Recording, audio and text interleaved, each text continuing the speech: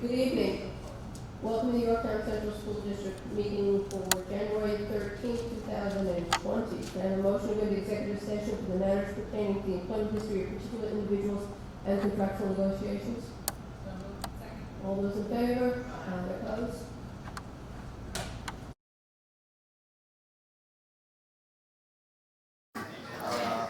Can I have a motion to go back into public session? So moved. All those in favor? Aye. Opposed? Good evening.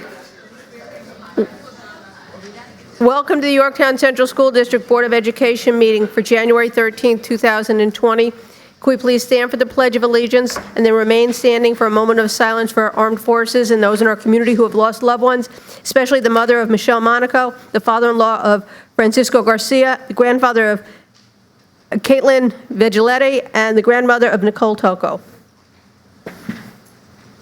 I pledge allegiance to the flag Of the United States of America, to the republic which stands, one nation, under God, indivisible, with liberty and justice for all.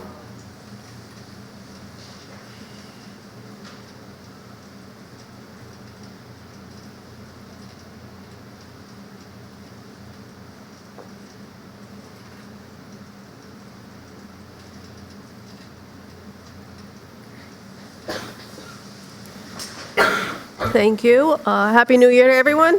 We have good news, Dr. Hatter. Yes, welcome to 2020. This is our first Board of Education meeting of the calendar year. It's so wonderful to see so many people here joining us. So thank you all for coming out. Tonight's a very special night. It's a night that I have enjoyed since I've arrived here in Yorktown, and it's a night that celebrates the great work of our high school students, specifically our seniors. They have accomplished so much, so many wonderful things. Most recently, what I'll share with you is the Regeneron Science Talent Search announced its list of students, of 300 students who are being recognized all across the world. Yorktown has one of the highest number of students in the world recognized by Regeneron, 4 students in our school district. I just want to take a moment to applaud them.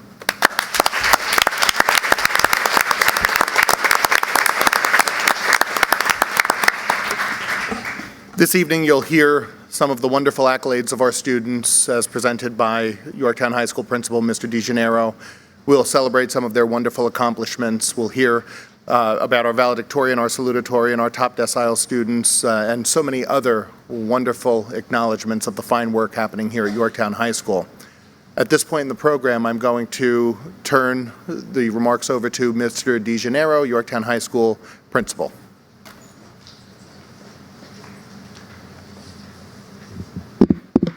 Thank you, Dr. Hatter. Good evening, ladies and gentlemen, Mrs. Carbone, School Board President, the entire Board of Education, our Central Office Administrator, sorry, my back is turned, Mr. Cole and Mrs. O'Shea.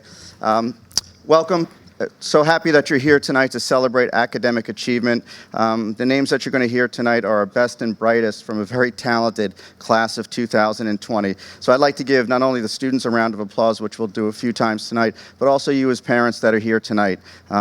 You found the recipe for success, so congratulations to you and a round of applause for everybody.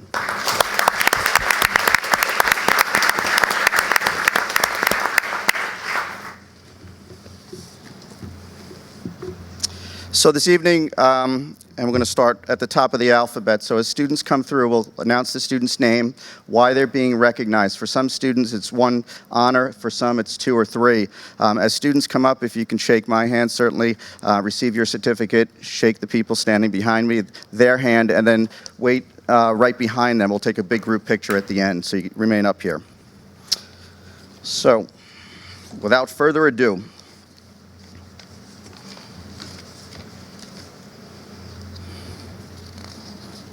Ava Almonte, class of 2020, first decile. Come on up, Ava.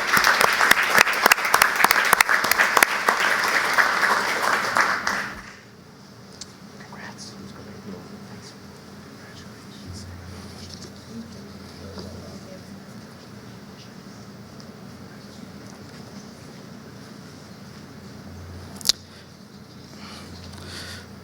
Samantha Armstrong, 2020 National Merit Scholarship commended student.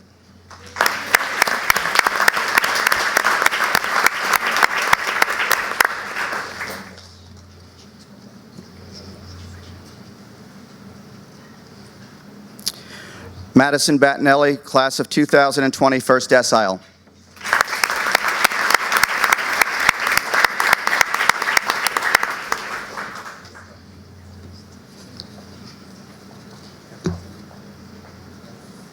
Noel Sigelski, class of 2020, first decile.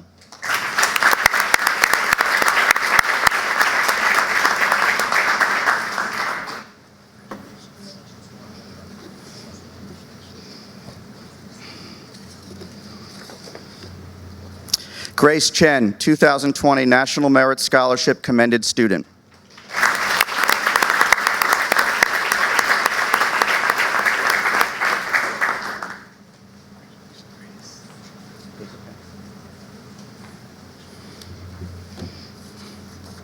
Marlena Cerrone, class of 2020, first decile.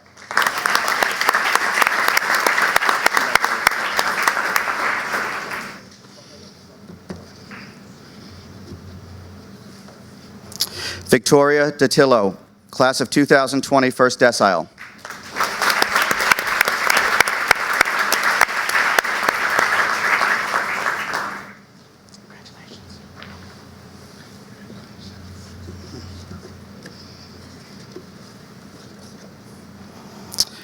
Brianna Dejanovic, class of 2020, first decile.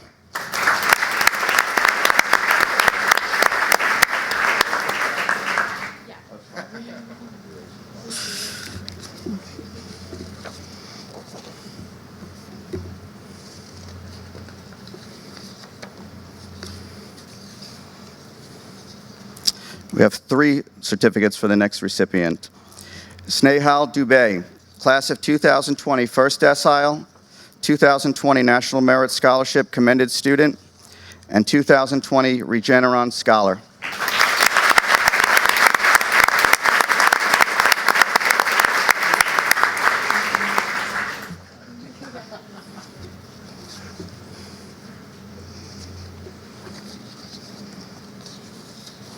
Hannah Farley, class of 2020, first decile, 2020 National Merit Scholarship commended student.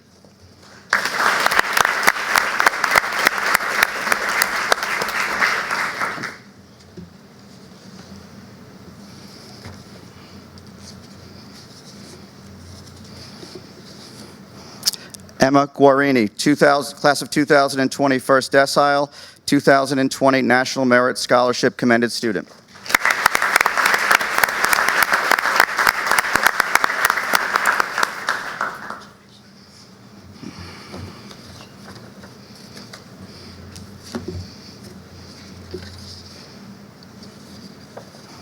Nimisha Gupta, class of 2020, first decile, 2020 National Merit Competition semifinalist.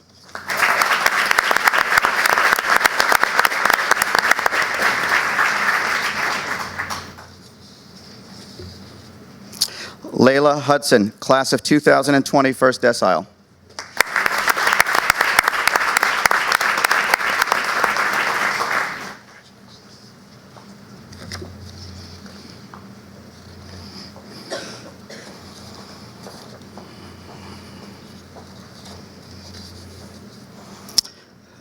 Ethan John, class of 2020 valedictorian, class of 2020 first decile, and 2020 National Merit Competition semifinalist.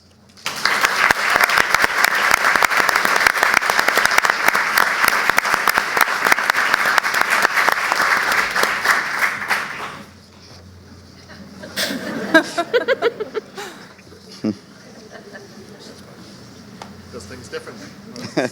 There you go. Christopher Jewell, class of 2020 first decile.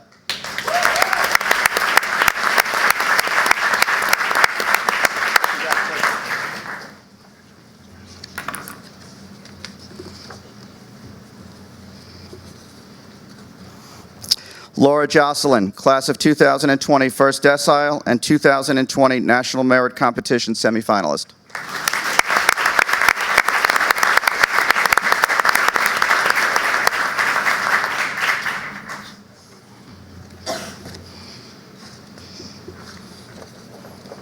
Kieran Lampersberger, class of 2020 first decile.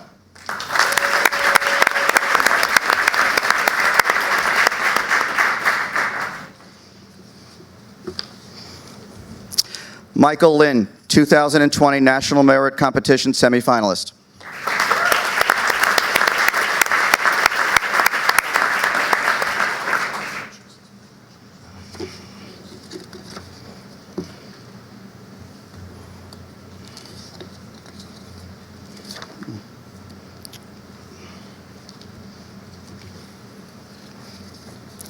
Andrew Liu, 2020 National Merit Competition semifinalist, class of 2020 first decile, and 2020 Regeneron scholar.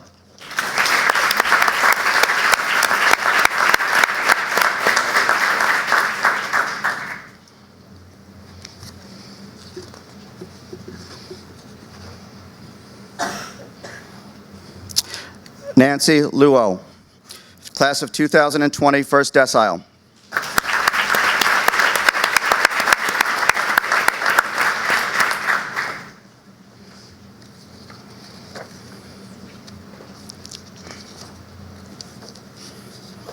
Tyler Merson, class of 2020 first decile, 2020 National Merit Scholarship commended student.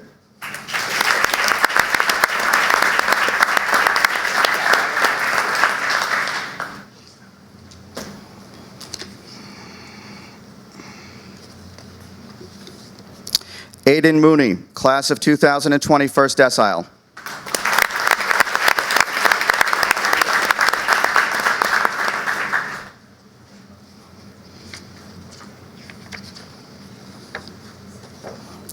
Alana Moskowitz, 2020 Regeneron scholar.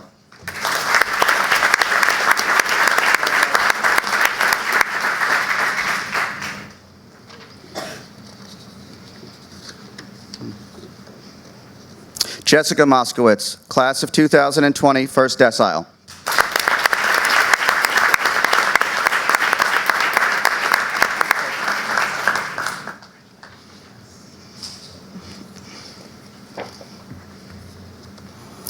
Samuel Nolan, class of 2020 first decile.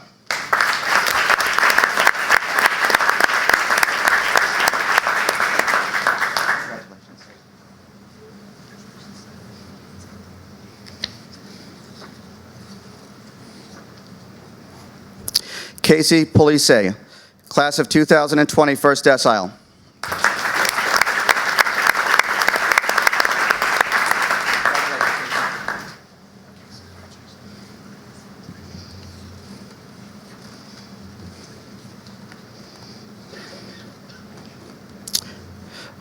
Francis San Diego, class of 2020 first decile.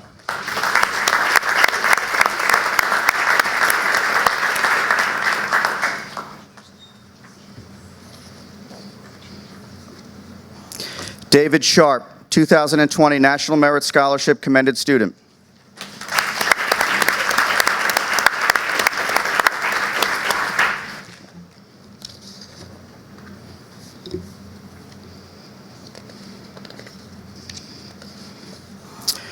Rohan Subramani, class of 2020 salutatorian, class of 2020 first decile, 2020 National Merit Scholarship commended student.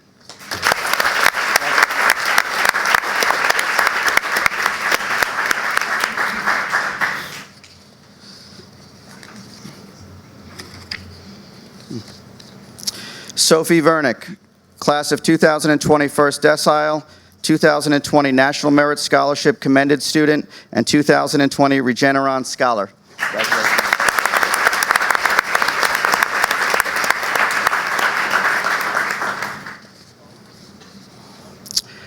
Jonathan Wong, class of 2020 first decile.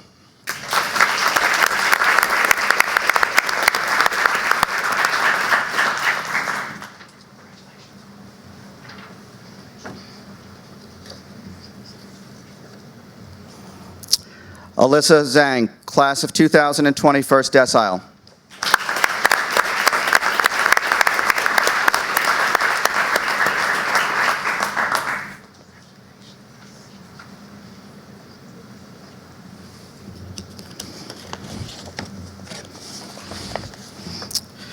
So, Dr. Hatter, that is our last award recipient. I did want to mention the three people with Dr. Hatter that are standing behind me, our administrative team from the high school, Mr. Miller, Ms. Garrett, Mr. Gallis, and also recognize one of our school psychologists from Yorktown High School, Mrs. McGannon, that's sitting in the back. Thank you for being here this evening. So I'll turn it back over to you, Dr. Hatter.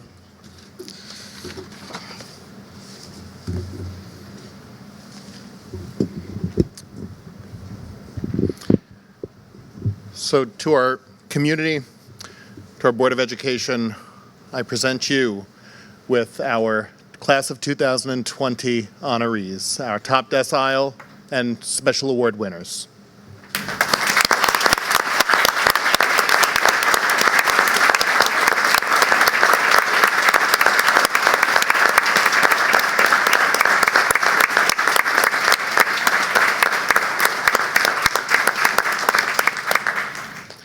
So students, I'm going to just turn and face you a little bit, so I apologize.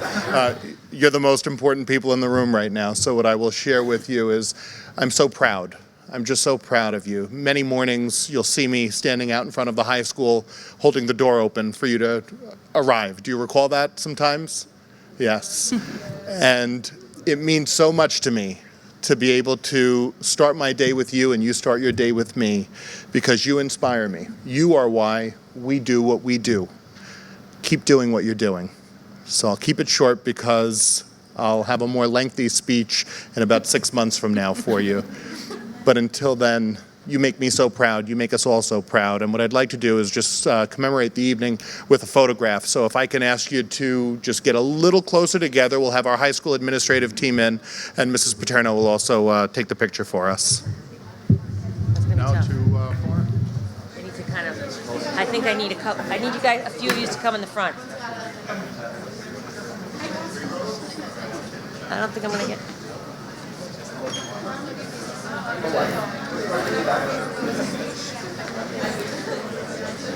You guys, I need a little bit more. A little more togetherness. Can we get down in front? Yes. Can I have a couple get down in front? Can we get down in the front? All right, perfect. I need a few more. And squeeze in. All right, very good. Okay. On 3. 1, 2, 3.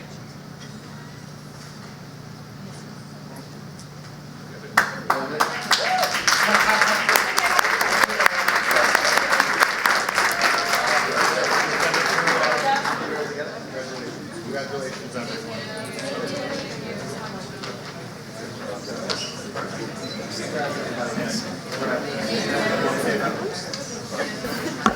Okay, now for the families in the room and parents in the room, I just want to, first of all, acknowledge all of your efforts.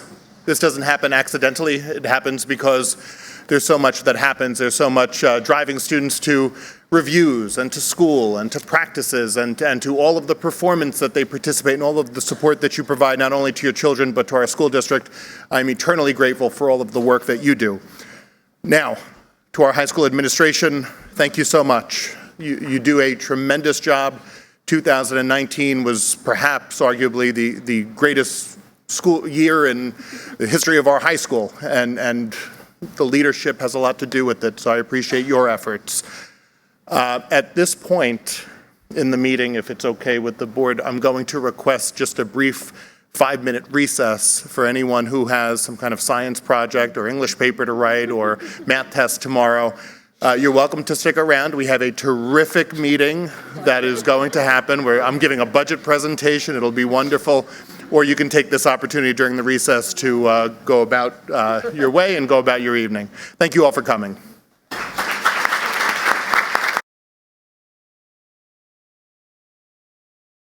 All right, welcome back. We are up to public comment. Anybody wishing to speak on agenda-related items? Okay. So we're going to go on to the superintendent's report, the update. Sure. What a terrific evening for our school district to be able to recognize some of the outstanding work happening at Yorktown High School, to recognize some of the outstanding students at Yorktown High School. It's always just a great night to celebrate our students and the fine work that they do day in and day out. We, as I announced earlier, but it's worth repeating, Yorktown High School had 4 students recognized in the Regeneron Science Talent Search. That is such a high number of students, especially for a district our size. That is just such a tremendous number, and I applaud the work of our students, their teachers, their mentors, our science research program, certainly just a tremendous, tremendous accomplishment for our students, for our school, for our district. This Saturday, we're hosting our first Lego League event at Crampon School. It's quite exciting to have the opportunity to be able to host 12 teams from all over the region as they compete for 2 spots in the regional qualifiers. Yorktown Middle School, Mildred Lee Strang Middle School, has students who are a part of the competition as well, and this entire event is sponsored by our first robotics competition team, which is tremendous to have the FLL complemented by the FRC, because there's a tremendous amount of mentoring that happens across the teams, and I really appreciate the work of our FRC team in supporting our first Lego League team. In addition, tonight marks the first of our budget presentations for the budget season. We're in the midst of a very busy season in developing the budget, meeting with the different department heads and building administrators to understand their needs, reviewing enrollment projections so that we can understand what staffing levels are necessary to meet those enrollment demands, and looking at some of the things that we certainly have to keep track of with regard to health insurance contributions, the premium rates, the pension rates, and all of the other factors that go into the development of a budget. So at this point, I'm going to make my way over the podium so that I may formally deliver to you the first budget presentation for the 2020-21 budget.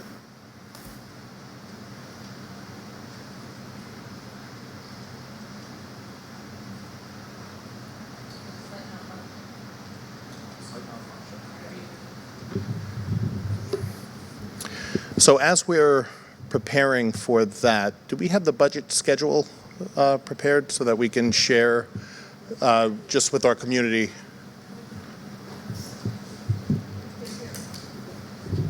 Oh, is my mic down?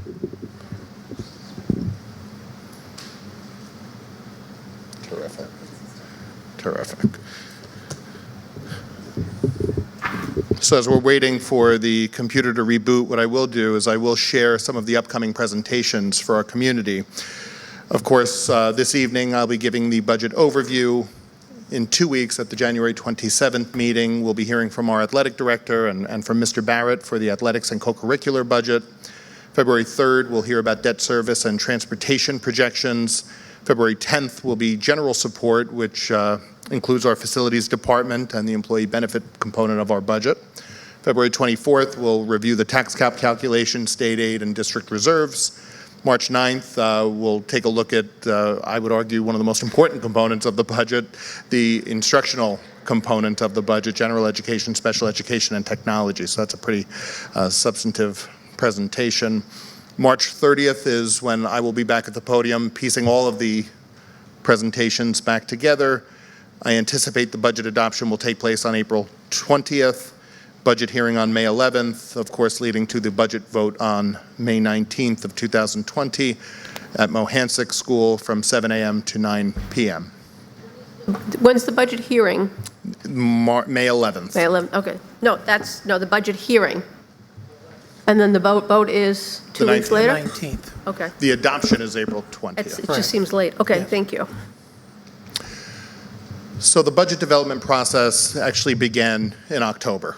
That's where it begins for my team, for Mr. Cole and his department, and they do an outstanding job of compiling all the needs of the different departments and all of the needs of our buildings and aligning those needs with me, Mrs. O'Shea, and our central administration team to our 2020 vision. Our 2020 vision grounds all of the work that happens in this district, and it can be summarized in a simple term, E-STEAM. The philosophy behind developing the budget, and this is something that has been consistent for many years in the organization, the philosophy centers around educating the whole child. We allocate resources to support all of the different areas that go into the school experience. We have had some wonderful achievements in our school district. I would argue that 2019 was one of the best years in the history of our district. We have wonderful instructional programs. We continue to work on them, and we will continue to work on them. Our programs are wonderful. Ycsd is a very unique concept to our school district.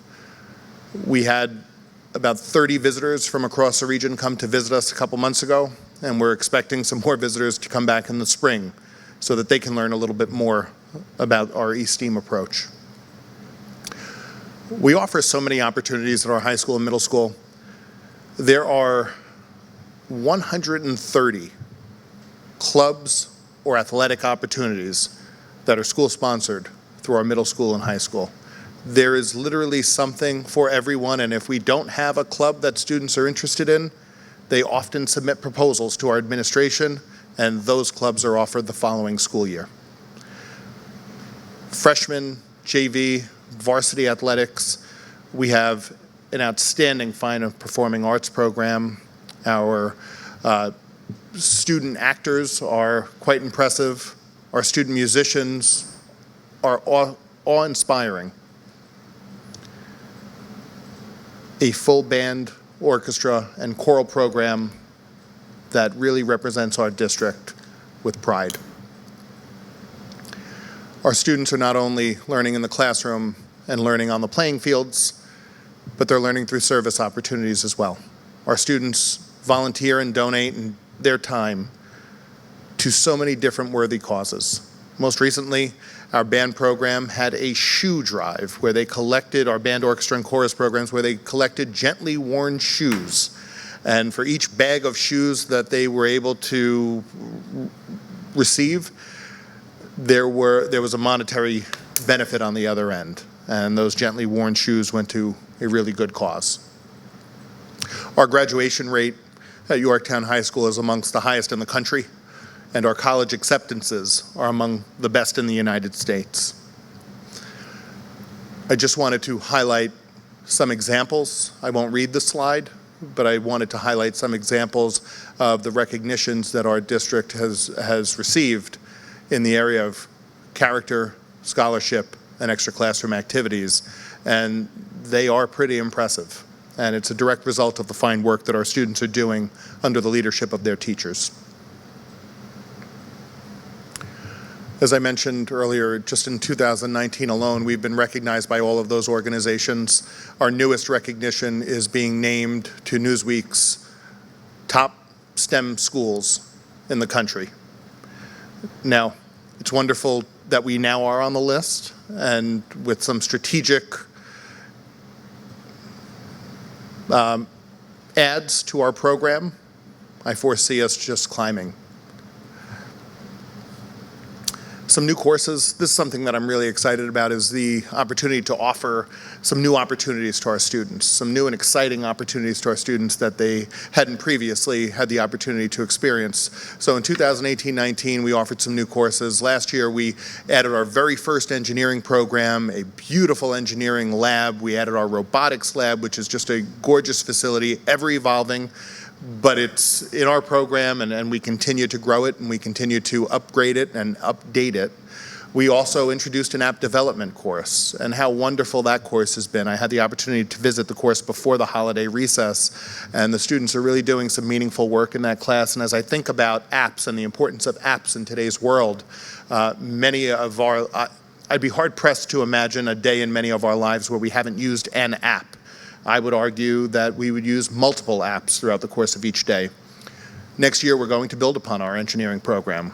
We're going to add the second level of our engineering, and there are some other exciting opportunities that are under development that I'm not prepared to share at the moment, but some really, really exciting opportunities that we're exploring and trying to determine the feasibility and how they would fit into our instructional program. Most importantly, and I mean this, most importantly, our children are enjoying their experiences here. We will always have work to do to improve our district.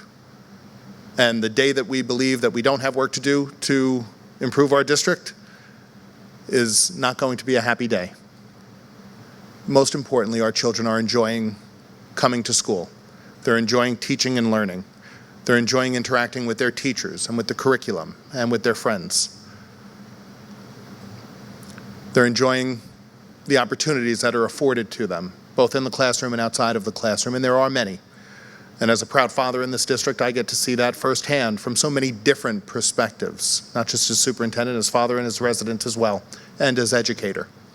And I'm so proud of the opportunities that are afforded to our students. They're absolutely wonderful.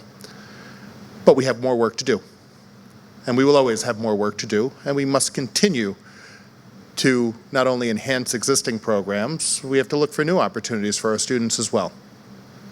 It's an exciting time here in Yorktown. It truly is. And I'm hearing it from so many different sources. Now, there are a lot of elements that go into developing the budget. So the students come first, and the students are at the center of a series of concentric circles that help us in developing a budget that provides for the programmatic needs of our district while also maintaining a profound sensitivity to the taxpayer. So the elements that we're considering, amongst others, are noted here on the slide. And the allowable tax levy cap or growth rate is unknown at this time, so we're building toward a target that is unknown at this point. But where we're starting is certainly providing programs for our students. And that's what it all comes down to, is making sure that our students have the programs that they need to be well positioned for life after high school. Enrollment. Enrollment drives so many of the decisions that we make here. Most importantly, it drives our staffing levels and our staffing needs. We're seeing now that enrollment has stabilized, and we're actually seeing an uptick at the earlier grades. So as the larger cohorts are graduating out of the high school, we're seeing increased cohort sizes at the earlier elementary grades. And it makes sense. People want to live here. People want to go to school here. And people want their children to go to school here. There are some new housing developments that are on the horizon. Most notably the Wyant project, which is near the center of town. We have commissioned a demographic study with Dr. Paul Saversky. He actually just shared with me a draft for me to take a look at. He had some questions, but we're moving forward with that. And we'll have more information to come, and that's just trying to help us to understand the enrollment impact of some of the developments that we anticipate will occur in town. We always try to make the most responsible decisions on class sizes and do we create a new section based on the enrollment. We generally have some students move in over the summer, so enrollment drives so much. We're trying with kindergarten enrollment is possibly one of the most challenging pieces of data to forecast, because you're predicting children who were born 5 years ago and whether they will be attending your schools or not. So there's a whole migration piece that also comes into play. We have 6 teacher retirements to date. I think we have one more that just came in, so I think we're up to 7 teacher retirements at this point for the upcoming school year. And we have some contingency positions because we do get an influx of students during the summer. My first year here as superintendent, my first summer, we had 64 new students come into the district, just in my first summer alone. Pension and health insurance costs, that continues to be a factor that drives growth in our budget. Our contribution rate is expected to be up to anywhere between 9.25% to 10.5%. That's a little higher than the 8 and change that it is right now. So that'll certainly impact our budget. Health insurance premiums, we anticipate will have a 3% increase. So that's something certainly that we have to factor into our calculus. Cash reserves, thank you to the leadership of Mr. Cole and his department, our fiscal advisory committee of the board. We have maintained such a tremendous credit rating. Standard & Poor's has us rated at a AA+, which is tremendous. And Tom, if you can help me, they said that we were one of the highest, whatever it was. One of the school districts in New York State rated by Standard & Poor's were in the top 10 school districts. That's tremendous. Top 10 school districts, credit rating by Standard & Poor's. And Tom, that's just a testament to the work that you do and the work that your department does and the oversight from the Fiscal Advisory Committee. State aid. State aid is unknown for the coming school year. The governor's budget is generally due April 1st. We'll see where that goes with regard to state aid. So for the sirens outside, for those who are hearing that, if the audience is hearing that, viewing audience, it's trying to get down to the pool to open up the lift gate. The siren, we have seamless integration with our first responders, and that's evident this evening. Not an issue, yes, not an issue on campus, that we're aware of. Capital projects. The steering committee of the board continues to provide oversight for the projects that are necessary to ensure that the facilities and the quality of the facilities are commensurate with the high-quality education that students are receiving within our classrooms. We have exhausted the initial capital reserve fund. However, there continue to be some projects that we want to look forward to, and that's where the capital line in our budget will come from, and that's where the steering committee will provide their guidance. We have accomplished so many wonderful things in our school district. The facilities are absolutely gorgeous. That's the one thing that many people remark upon when they come onto any one of our campuses, is the just how well maintained our facilities are. And then certainly Ycsd programmatic investments. So we continue to invest in new courses and new opportunities for our students, and ensuring that coding, robotics, and so many of the other wonderful programs that we've introduced over the past few years continue to thrive, continue to grow, continue to flourish, while not losing sight of some of the other important values. Reading, writing, math, those are all really, really important. We have so many wonderful course offerings, and those will continue, obviously, to be cultivated and continue to be part of our program. We've integrated 3D printers, we've integrated laser cutters and laser etchers and milling machines, and just so many wonderful resources for our students, and we continue to look forward to integrating even further into our curriculum. So with regard to the process, I shared this with you verbally at the start of the presentation. I'll share it with you pictorially through just a little timeline that we will move through, leading through these presentations. And as these presentations happen, there will be a live link to them on our website, so you may access each of the presentations on our website. There'll be a special budget tab in the business department section of the webpage. Next steps, there are some numbers that have to solidify. There are some things that we're not aware of at the present time, nor should we be. The tax levy cap, the TRS number, the state aid figures, we're not aware of the final outcome at this point. We'll look at staffing and program needs. That's certainly a must. And then within the parameters and constraints set forth by the budget development process, we're going to look to new and innovative opportunities that we can add to our program, and always maintaining a sensitivity to the taxpayer. That's important, and I think we've demonstrated that over a number of years, and I think our track record has demonstrated a profound sensitivity to our taxpayers. So with that said, I will just share that the budget vote and trustee election will happen on May 19th. 7 a.m. to 9 p.m. at Mohansick Elementary School. I encourage anyone and everyone who is registered to vote to come out and vote. If you're not registered and eligible to vote, please register to vote so that you can participate in this important process. The subsequent presentations will be delivered by Mr. Cole, and once all the departments have presented, I will then tie them back together and appear here again at the end of March. At this point, we're happy to accept any questions. Otherwise, I'm going to just assume my seat. Yeah, thank you. No, sit. Thank you, yeah. It's our favorite time of year, Ron. We love budget. I just want to make one clarification before I open it up for questions.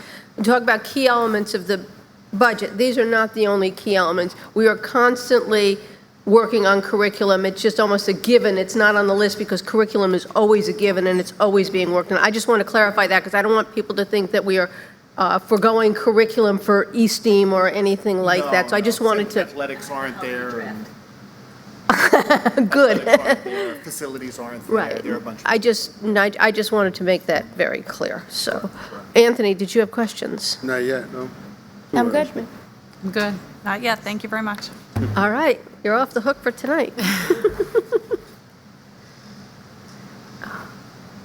So we're going to go up to policy.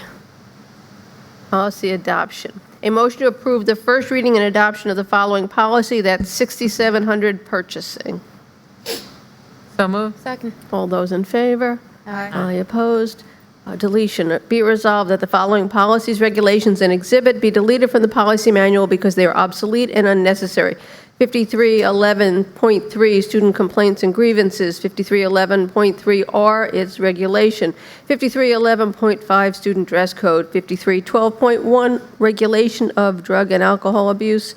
8650, school district compliance with copyright law, its regulation and exhibit.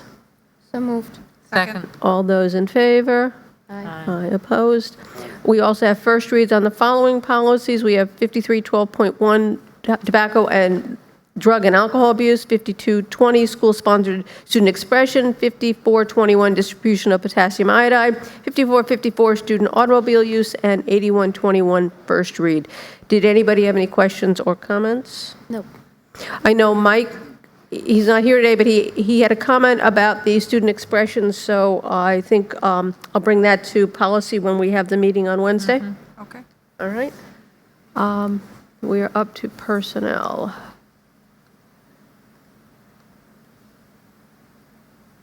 Upon recommendation of the superintendent, a motion that the following be approved. Under certified personnel, we have appointments, other compensation for extra duty, co-curricular coach appointment, volunteer appointments, resignations for the purpose of retirement, just regular resignations. Under classified personnel, we have appointments, permanent appointments, additions to the substitute list, a resignation for the purpose of retirement, and another resignation. So moved.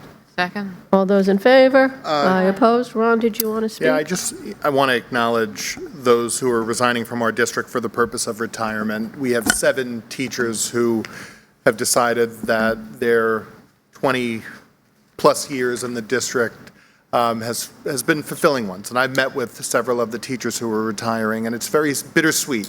Happy for them to enter the next journey of their lives, but I'm sad for us because they'll be missed.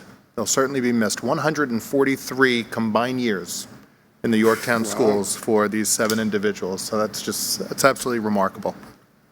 So I thank them for their service. And also Diane Bushel, clerical. So many who are familiar with Mohansick School will know Mrs. Bushel as one of the first faces that they see in the main office. 23 years of service to the district, and she will be missed. She has been a fixture in that building. She was a fixture in Crampon, Yep. too. We all know her, love her, okay. We wish them all well. All right, we're going to go up to business office. A motion to establish the 1920 per pupil rate of $1,289.67 for health and welfare services to non-resident pupils attending non-public schools within the Yorktown Central School District. So moved. All those in favor? Aye opposed? Resolved upon recommendation of the superintendent, hereby appoints a board president to execute contracts for the health and welfare services provided to students who reside in other districts but are attending non-public schools in the Yorktown Central School District during the 1920 school year. So moved. Second. All those in favor? Aye opposed?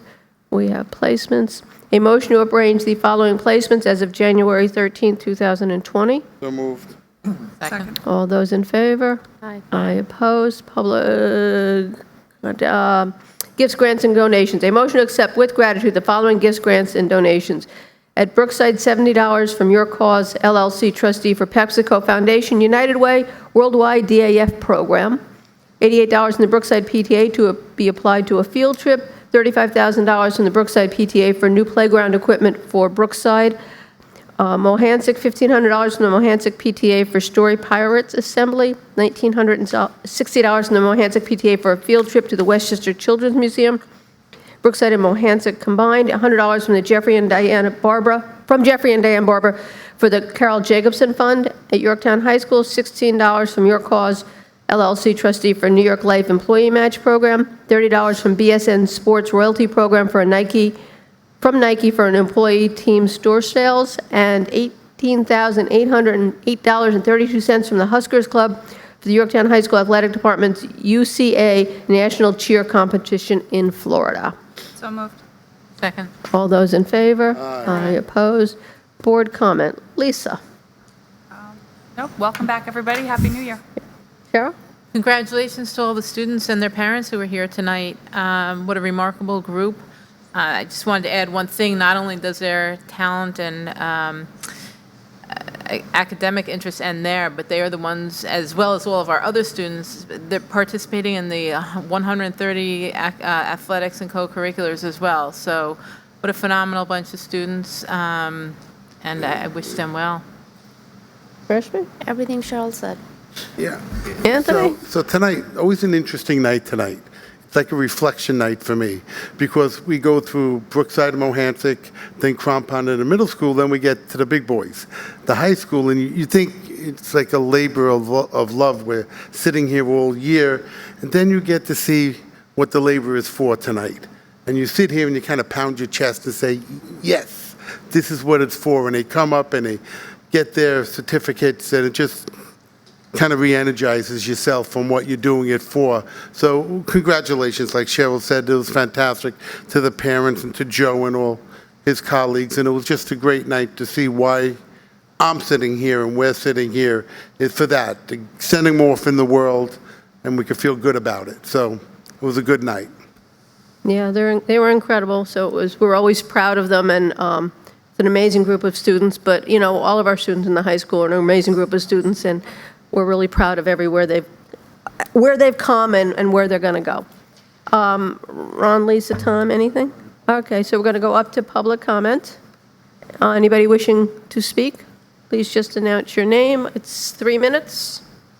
Hi again. My name is Alex Sullivan. Happy New Year. I'm back to further explore my concerns that I brought to the board in December.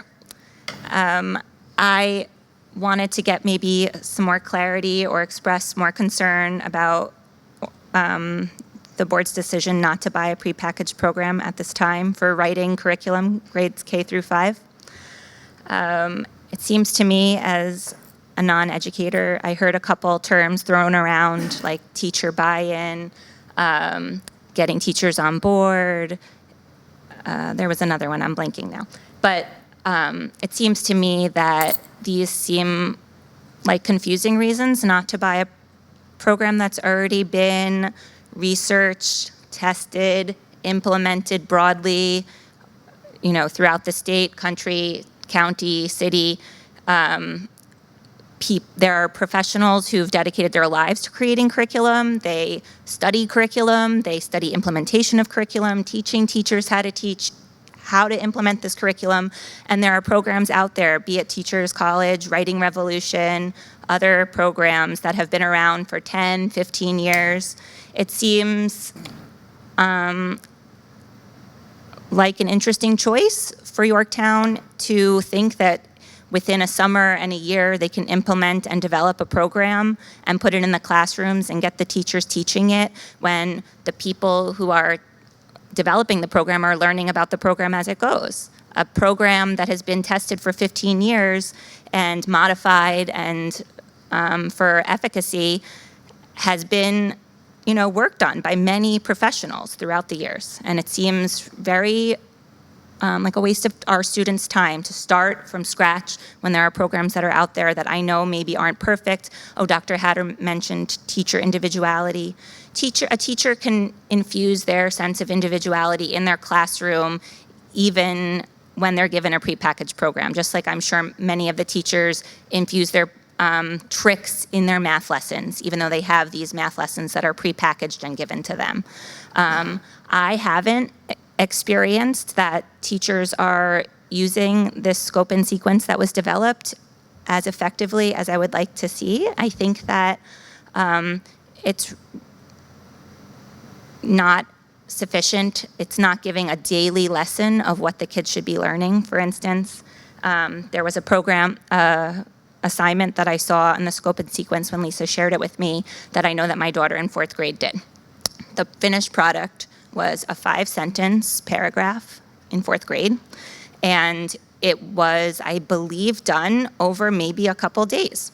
And in my opinion, a unit of study in writing should have taken 4 weeks, 5 weeks, 6 weeks, the teacher working with them every day, learning a lesson, a new lesson, how to infuse this into your writing, how can you put this into your writing, how can you add these skills into your writing, and then the finished product would have been something that I could have been proud of, something that she could have been proud of, that had a lot of different skills in her 4th grade working piece. It felt like the thing that she produced was produced off the top of her head and wasn't worked on, edited, and guided as it should have been. Now, granted, this is the first time the program is being instituted, but I don't know the support and the tools that the teachers are getting for the scope and sequence in the classroom. I'm sure that my teacher is doing the best she can and rising to the job and trying to do it, but it seems like a disservice to our children to go this long route of making up our own program here in Yorktown Heights when there's a lot of other programs that have been established and proven throughout the years. You wouldn't come into math and say, I'm gonna, just make up my own math program. We researched many math programs. My daughter was in one of the classes that piloted it last year. We researched many math programs. We chose one, and then they chose another one that they thought it was even better, but we didn't just make up our own. And so I feel like with writing, what we're doing is, it's great. It would be a great addition to a daily writing program that all the teachers were trained on and supported. Teachers in Yorktown Heights are capable of doing this. They just need the tools and the support. Okay, thank you. Anybody else wish to speak? No? Okay. Go ahead. To speak to it. So, Ms. Sullivan, thank you for coming out and sharing your opinion on writing and the writing programs that are available to us. So what I did, progress from the last time that you addressed the board, is I actually spoke to 28 different assistant superintendents for curriculum and instruction around the region. Did that via email, and I found that 9 are Teachers College schools, and these are in the immediate area, so Westchester County, all the way south to some districts up in Putnam. So 9 use Teachers College, 9 have a Teachers College approach, so they have their own program, but there's a Teachers College flavor. 6 had district-developed programs. We would be the 7th that has a district-developed program. So what I'll share with you is we're studying what's out there, and we have data from 28 different school districts, 29 if you include Yorktown, and we've embarked on work in reading and looking at a reader's workshop model. So to pivot today, immediately, may not be something that we can do. I'm not sure if that's what you're asking, for us to pivot today to a writing program, because as you're implementing a reading program, there's professional development, there's time out of the classroom, there's a cost that comes with that, there are resources, there's kind of learning the new resources that are there. We have a new math program this year as well. And that also requires a significant amount of preparation time for our teachers, time out of the classroom for training, not just with the approach, but the digital tools that are now available with the program. So writing is something that we're certainly working toward. We actually met again, and we've continued to meet, and we've been meeting to talk about where we're headed and what direction we're headed and lay out a timeline for that. So that continues to be under progress, but I think I have a good start. Some districts really like the TC approach. Some have advised that I steer far away from it. So there's mixed feelings about it, but it's something that I do want you to know that we're certainly looking at, and we're certainly researching, and we're studying, and we're just like we did with math. We're researching and studying the programs that are most appropriate to implement in our district. And it's not one approach that all 28 or 29, if you include Yorktown, is taking at this point. So I think we owe it to our students to do our due diligence. But the reality is also there's reading work that we're undergoing. There's math work that we're undergoing. We need to see those through because we're at a delicate point in those developments as well, and we need to see those through. Can I just clarify something? Please. Just because we're doing the reading and the math, we're doing writing. Oh, no, yes. Lisa, Yes, can you of just, I course, just of want to course. make sure that we're very clear about that. Jackie, I just Wait, wanna let s- Lisa answer the No, question. no, Lisa, no. Oh, my God. Anthony, I'm not going to Hey, cut you I'm off. stepping back. So all of our curriculum is in continuous review. I think that I've been open with parents that I've spoken to that it's a process that we are looking at, particular to writing, that will take some time. And that's not to say we're not exploring packaged programs. TC is one of them, Writers Revolution. There's a program called Benchmark that our local district is moving towards. This is all part of what we've done on the back end with our administrative team. In addition to where are we with the meat and potatoes of our current scope and sequence and what more work needs to be done there. Now we're talking about how are we getting a committee of teachers together to look at packaged options, continuing to build on our own, and where do we need to go. So I hear your concerns. I've heard them, one-on-one and at the last board meeting as well.